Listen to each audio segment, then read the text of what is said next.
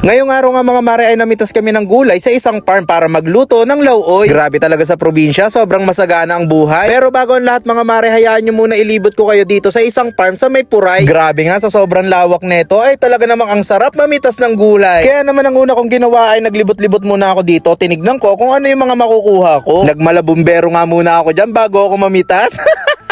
What a nice! Makalipas nga ilang minuto mga mare, tinignan ko nga itong isang talong. Grabe, ganyan lang din kalaki yung akin eh. Habang tumatagal nga ako dito sa farm mga mare, ay nakikita ko na kung ano yung mga pipitasin ko. Sa mga oras na to ay nagumpisa na ako mamitas mga mare. Inuna ko na kagad itong talong. Grabe si Charlotta, palumpalo. Sinunod ko na nga dito yung sili. Puro hinog na kasi kaya hindi ko na pinalampas mga mare. Tignan nyo naman yung napitas ko, pulang-pula na. Syempre hindi naman mawawala ang pechay mga mare. Tignan nyo naman kung gaano kalaki yung napitas ni Charlotta. At kung may pechay nga mga mare, hindi naman mawawala dito yung sitaw. 3 piraso lang para hindi magmukhang swapa. Bali mga mare, kumuha nga rin pala ako dito ng pipino. At grabe, nung natikman ko ay napakasarap dahil napaka-fresh.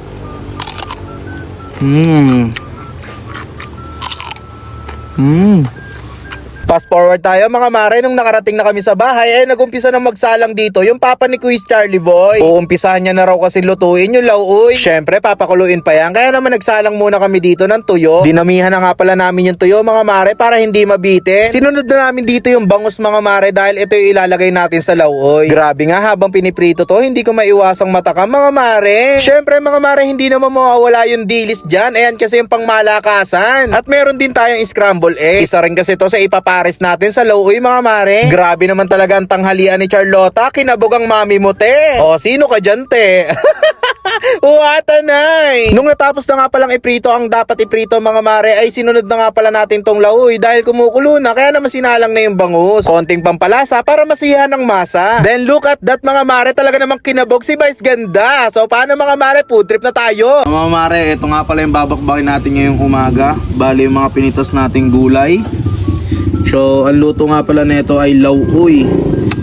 Siyempre para mas kilala nyo, bulang lang. Bali pinagalo-halo nga pala namin yung gulay dyan, no? At ang recados natin, ang pinaka main view natin ay bangus prito. Yan, no? So tara tikman natin to. Walang tayo ng mga gulay. Sheesh. Siyempre sabaw. Gulay naman tayo, puro tayo karni eh.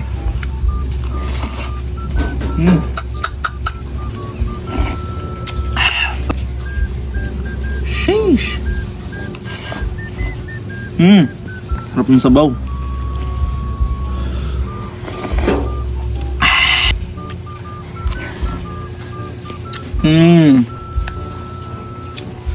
Wow. May tinik pa.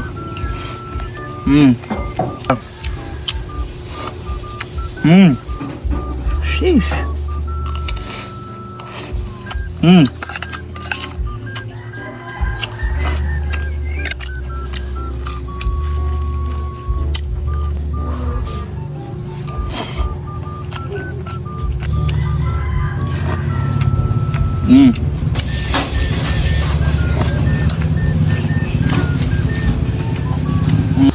Ayan o.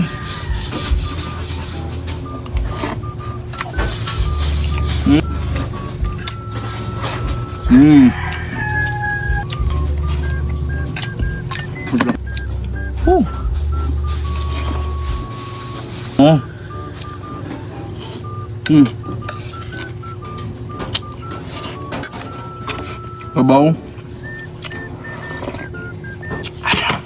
Panalo dito sa probinsya yung mga gulay. Fresh from the farm.